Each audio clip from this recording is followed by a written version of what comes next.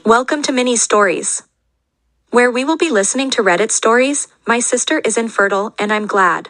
I, 28 female, have an older sister, Angela, 30 female, whom I have never liked. She always had to compete with me, but never in a normal sibling rivalry way. Our entire life, she always seemed resentful of my existence as the spotlight couldn't perpetually shine on her, so she had to step on everything I enjoyed. Per se, if I learned piano, she had to learn piano. If I excelled at a subject, she suddenly became a scholar in it. If I told my mom I had a crush, Angela would be dating that boy in a week. I would always tell my parents when she did this, but I was disregarded, because sisters copy each other, and I can't gatekeep what she likes. She always monitored what activities I did, and the clothes I wore, so she could outdo me. If I wore a flannel, Angela would come to school wearing an all-flannel dress. It was 2010 and that was peak fashion in our school. There was also more praise that followed Angela. Even if I took the initiative to begin the activity first, she was praised because she was better. My parents would miss work to attend her dance recitals, going to every single one, because the world would stop if they missed it. However, I remember maybe 2 of mine they attended because they were stuck at work or were otherwise preoccupied. Angela reveled in this. She would make comments under her breath around our parents. Whenever our parents weren't around, she'd tell me how much she hated me and how I should stop trying because I would always come second to her. She also physically bullied me in school. Angela purposely tripped me, threw things at me, and hit me in the hallways on a nearly daily basis. The school had gotten involved multiple times, threatening Angela with suspension, and my parents fought it every time.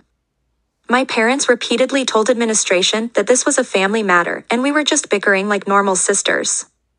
She was never once reprimanded by either parent. Once Angela was caught impaling a cat on the school fence and my parents still defended her, saying this was normal teenage behavior. I often was in trouble as Angela would start crying, saying how she was being targeted by the school when I had antagonized her. After one of these occasions, Angela cut and bruised herself to prove to Dad that I was the aggressor. I became a pariah due to Angela's malicious rumors about me, so it was difficult for me to make friends. I resorted to only befriending people from other districts. Angela eventually made sure I had nobody by stalking them, befriending them, telling all my friends lies about how I was favored by our parents, and I constantly bullied and belittled her. She even stole boyfriends of mine doing this, convincing them I was horribly mean and an awful person that copied her every move.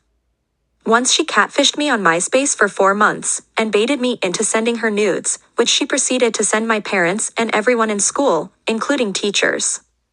Later on, she told one of the boys I liked that those were actually her pictures and I had catfished her. The day of my high school graduation, my mom sat me down and told me Angela revealed the horrid abuse she'd suffered at my hand and I was no longer welcome in their home. After moving out the next day, my parents made very few attempts to communicate with me, only the occasional holiday and birthday text.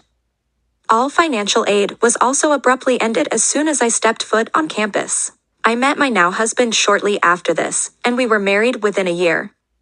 They did not feel inclined to attend my wedding or even congratulate me. I informed my parents when I had my first child 8 years ago as an opening, but they have made no attempt to contact or meet any of my 3 children. Best I know of Angela now, from what I've heard, is that she got married to one of the boyfriends she stole from me in high school, and she's been posting about her infertility issues and how she can't offer my parents their first grandbaby. After years of silence, I received a text at 8 this morning from my mother that I will copy and paste below. Hey, name, it's me, your mama. We haven't talked in a while, and I surely miss you terrible. I wanted to let you know your sister just had a miscarriage earlier this week. Angie and Justin are struggling a lot right now. Send something a little sweet her way, I'm sure she'd appreciate it. Get back to me, I love you. I hate to say it, but I'm glad she's suffering. I'm glad she doesn't get to be a mother. If she tormented me for years, what would she do to a child? Especially a girl? I don't wish death on any baby, but I know in my heart that child would be damaged by her. I'm angry at my parents expecting me to have any sense of obligation to her. I don't even have any sense of obligation to them.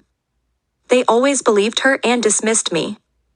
I was always the problem child, and it's strange how my mother can be so warm to me when asking me to do something for my sister. Also the fact they cared more about my sister's now dead fetus than my actual children, who wonder why they only have one set of grandparents. I feel some sort of guilt for it, but I refuse to offer any condolences to my destructive narcissistic sister who has been justified in her bad behavior since birth. Maybe this will change her, help her develop empathy or any type of emotion that isn't hate or vindictiveness. If that happens, I would be more than willing to offer support, but until then I feel nothing but a small inkling of happiness that she's hurt. Am I awful for this? Update 3 days later in the comments. Hey, I'm back with an update. I wanted to thank all of y'all sincerely for the comments, awards, and personal messages I've received. I feel very emotional knowing that my account of my childhood is finally being believed and met with warmth and support.